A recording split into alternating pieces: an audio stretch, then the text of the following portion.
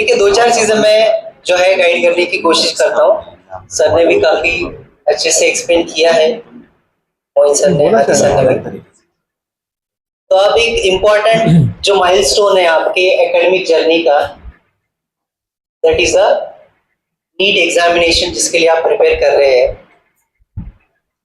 तो उसका जो ड्यूरेशन है 9 दिनों के बाद ही आपका एग्जाम है ना, 3 मई को, ठीक है। तो अब नीट एग्जामिनेशन, इसमें कुछ चीजें, सिर्फ ये एक एग्जाम नहीं है, इसमें कुछ चीजें टेस्ट करता है एनटीए। जैसे कि इसके पहले आपको कुछ चीजें बताई भी होंगी कि एनटीए सिर्फ ये आपको मार्क्स स्कोर करने के लिए एग्जाम नहीं है, इसमें कुछ चीजें टेस्ट भी की जाती है आपकी। ऐसा होता है ना कि जैसे कुछ लोगों को क्वेश्चन आता है कि नीट का एग्जामिनेशन है, आगे जाके क्या बनना है आपको, डॉक्टर बनना है। तो कुछ लोगों के क्वेश्चन ऐसे भी आते हैं कि फिर फिजिक्स क्यों दिए इसमें। ऐसा तो बहुत सारे लोग कहते हैं कि फिजिक्स का क्या रोल है इसमें, फिजिक्स क्या करता है आगे, इस टाइप में, ठीक है। तो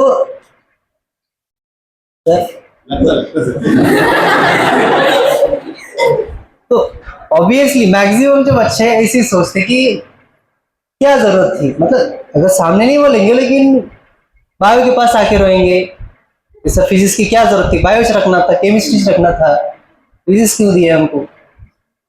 तो इसका जो मेन पर्पज है, सिर्फ ये जो नीट एग्जाम है, इसमें कुछ चीजें टेस्ट की जाती है। क्या टेस्ट करते हैं, जैसे कि तुम्हारी कंसिस्टेंसी कितनी है, जिसमें कंसिस्टेंसी लगती है, तुमको मालूम है सबको। तो कंसिस्टेंसी चेक की जाती है आपकी पढ़ाई को लेकर। उसके बाद आपका पेशेंस चेक किया जाता है, फिजिक्स में पेशेंस लगता है। क्वेश्चन सॉल्व करते करते करते करते अगर स्टेप गलत अगर होगी, ऊपर वाली फॉर्मूला गलत हुआ, कंसेप्ट समझने में गलत हुआ, नीचे आंसर रॉन्ग हो जाए, तो आपको पेशेंस रखना होता है और प्रॉपरली उसको सॉल्व करना होता है, बराबर।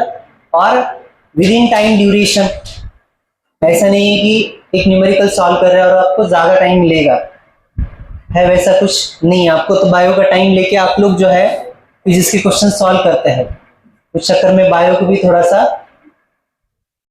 कहाँ रखते हैं, सेकंड पोजीशन पे डाल देते हैं। हालांकि मार्क्स ज्यादा है, तुमको बायो से ही ज्यादा उम्मीद होती है, सबसे ज्यादा उम्मीद बायो से होती है। तो तुम लोग उसमें का भी जो टाइम निकालते हैं, उस पर भी मैं आऊंगा लास्ट में, उसमें का भी टाइम निकाल के आप फिजिक्स को देते हैं। तो इसका मतलब आपको फिजिक्स को सॉल्व करने के लिए ज्यादा समय लगता है, ये तो बात तय है, लेकिन उसमें एक्यूरेसी भी चाहिए, पेशेंस भी चाहिए, आपकी कंसिस्टेंसी भी चाहिए, तब जाके वो सब्जेक्ट प्रॉपरली आप कर पाएंगे। आगे जाके ये जो एबिलिटी आपके अंदर जो डेवलप की जाएगी, मतलब इस चीज का भी टेस्ट है नीट एग्जामिनेशन, मतलब आपको आपकी कंसिस्टेंसी टेस्ट की जा रही है, आपका पेशेंस, और एक चीज है कि आप खुद पर कितना भरोसा करते हैं, बिलीफ इन योरसेल्फ, ये भी चेक किया जाता है। थोड़े से इजी टू मॉडरेट लेवल के थे, लेकिन इस बार जो है एक्सपेक्टेशन है कि मॉडरेट टू थोड़ा सा लेंदी पेपर आने के चांसेस है, मॉडरेट टू लेंदी वाले आ सकते हैं, ठीक है, क्योंकि लास्ट टाइम पूरा लेंदी ही था। इस बार जो है मॉडरेट टू लेंदी में भी डाल सकते हैं, मतलब लास्ट ईयर का जो है रिपीटेशन उतना पूरा एज इट इज तो नहीं करेंगे, लेकिन मॉडरेट टू लेंदी में भी दे सकते हैं। एक्सपेक्टेशन है कि मॉडरेट टू लेंदी, लेकिन तुम्हारे हुए हैं उसका उस टाइप के भी क्वेश्चन पेपर्स, यानी टफ लेवल के भी आए हैं आपको, मॉडरेट टू लेंदी टाइप की भी। सर ने वैसे हमको साइंस सर ने इंस्ट्रक्शंस दिए थे कि बच्चों का कॉन्फिडेंस बढ़ाना है, उसके लिए आपको जो है 3 मॉक पेपर्स इजी निकालने हैं। तो सर का ये कहना था कि 3 पेपर्स आपको निकालना है इजी लेवल के, ताकि बच्चों को थोड़ा सा और मोटिवेट किया जा सके, लेकिन पता नहीं उसका इफेक्ट दूसरा ही हुआ शायद, लग रहा है कुछ बच्चों को डिफिकल्ट गए थोड़ा सा। लेकिन उसका जो पर्पस है आदि सर ने बता दिया कि ये पेपर ऐसे क्यों निकाले, तो एक्सप्लेन किया है सर ने, ठीक है। तो जो है होता क्या है कि इजी हमसे भी पेपर्स अभी निकल रहे नहीं है, ये बात को समझ में आ रहा होगा तुमको, क्योंकि इजी पेपर्स हम भी एक्सपेक्ट नहीं कर रहे हैं। तो मतलब जो टीचर्स एनटीए के जो क्वेश्चंस सेलेक्ट कर रहे होंगे, वो भी उतना ज्यादा अभी इजी लेवल पर खेलेंगे नहीं, यानी इजी क्वेश्चंस आएंगे ये कंसिडर करना नहीं ज्यादा। तो मॉडरेट टू डिफिकल्ट इस टाइप का जा सकता है, और मेंटेलिटी आपकी वैसी रखना है। इजी आया तो कोई प्रॉब्लम नहीं है, कोई है दिक्कत? इजी पेपर आया तो नहीं। डिफिकल्टी कहाँ है? मॉडरेट टू जो लेंदी वाला जो है, लेंदी की भी प्रैक्टिस आपकी हो गई है। आपको इससे पहले भी बताया कि लेंदी क्वेश्चंस को आपको किस तरीके से सॉल्व करना है। और मॉडरेट टू लेंदी है तो उसके लिए आपको मेंटली प्रिपेयर रहना। मेंटली आप जितना अच्छे से प्रिपेयर रहेंगे, आधा बैटल वहां पे आप जीत जाते हैं। लेकिन मेंटली प्रिपेयर नहीं, अचानक से क्या हो गया, सरप्राइज मिला। जैसे लास्ट ईयर आपको मिला था किस चीज का? फिजिक्स का जो सरप्राइज मिला था JEE, और बायो में लेंदी पेपर एकदम से। बायो का लेंदी पेपर एक्सपेक्ट नहीं किए थे जिन्होंने लास्ट ईयर एग्जाम दिए, लेंदी पेपर एक्सपेक्ट किए थे नहीं। लेवल के थे ना, JEE लेवल का कुछ बता रहे थे सर, तो एक्सपेक्टेशन था नीट का ही हो रहा नहीं और JEE लेवल का जो है फिजिक्स दे रहे, तो फिर जो है सरप्राइज ही हो गया ना एक तरीके का। तो अब जो है आपको सरप्राइज के लिए रेडी रहना है, यानी फिजिक्स भी अगर टफ आ रहा है या फिर केमिस्ट्री आ रहा है, फिर बायो का भी, उस हिसाब से आपको प्रिपेयर रहना। मेंटली की लेंदी भी आ सकता है, टफ भी आ सकता है, उस हिसाब से आपको प्रिपेयर रहना है एक बात। क्योंकि मेंटली प्रिपेयर रहे ना तो थोड़ा सा इंसान स्टेबल रहता है, क्योंकि एग्जाम में जो है मेंटली ज्यादा स्टेबल रहना जरूरी। पैनिकनेस बढ़ गया, आपको पता है क्या होता है, मार्क्स डिक्रीज हो सकते हैं। मतलब जो क्वेश्चंस इजी है वो भी रॉन्ग हो सकते हैं।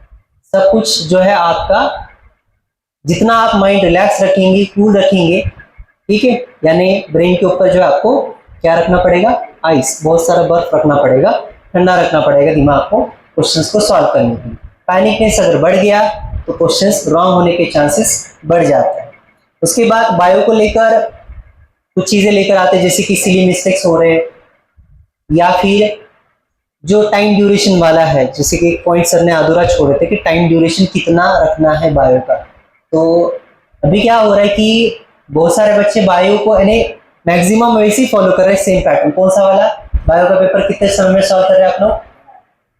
30 मिनट टारगेट ही रखिए, 30 मिनट में बायो। और कौन कर रहा है? सब लोग।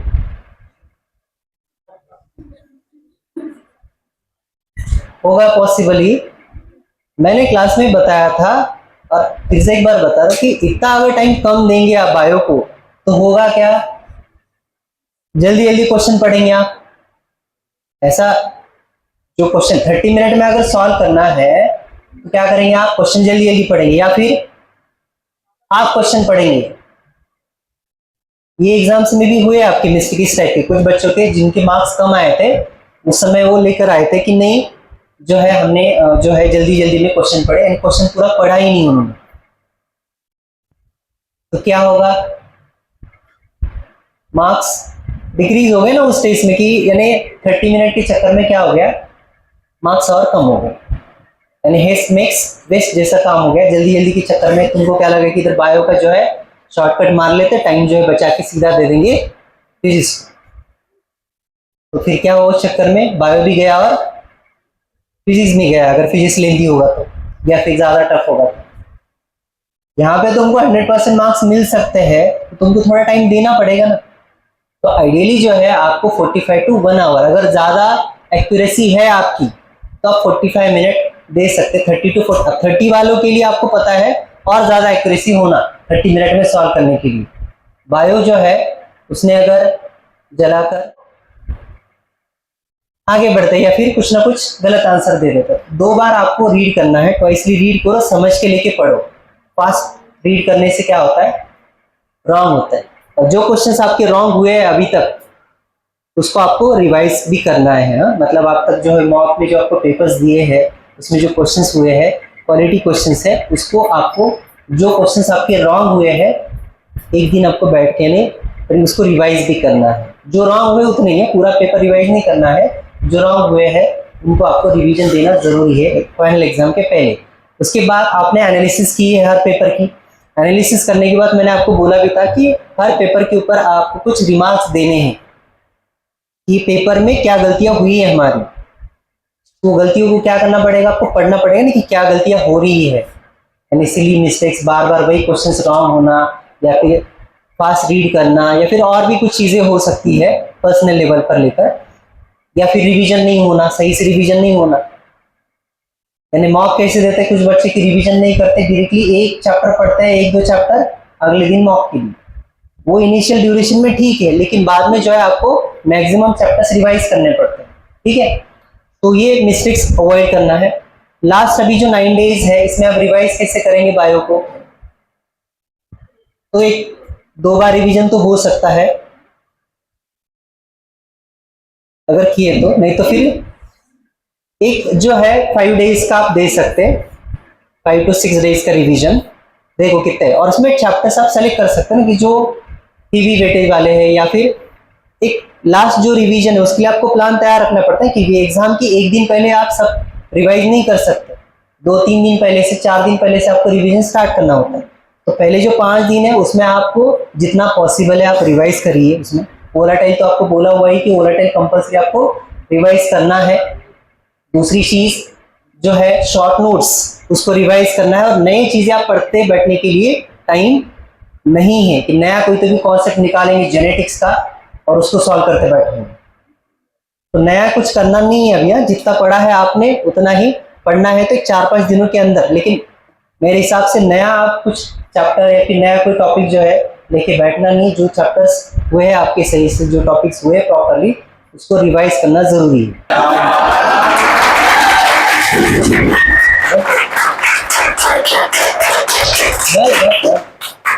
अगर डिमोटिवेशन फील हो रहा है तो ये 2 मतलब 4 लाइनें एक्चुअली तो याद रखनी है बस।